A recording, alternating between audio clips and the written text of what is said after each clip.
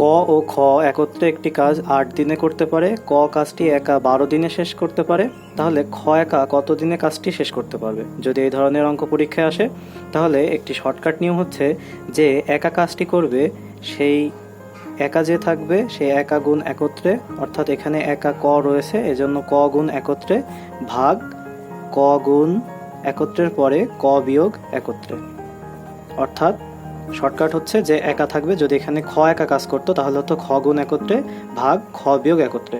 অর্থাৎ এখানে যেহেতু ক একা করতেছে তার মানে ক গুণ একত্রে। তাহলে এবার আমি মান বসাই, ক ১২ দিনে করতে পারে ইন্টু একত্রে হচ্ছে ৮ এবং ক হচ্ছে ১২ বিয়োগ ৮, তাহলে ৮ ১২ ৯৬ এবং ১২ থেকে ৮ বাদ দিলে হয় ৪, ৯৬কে ৪ দিয়ে ভাগ করলে হয় ২৪।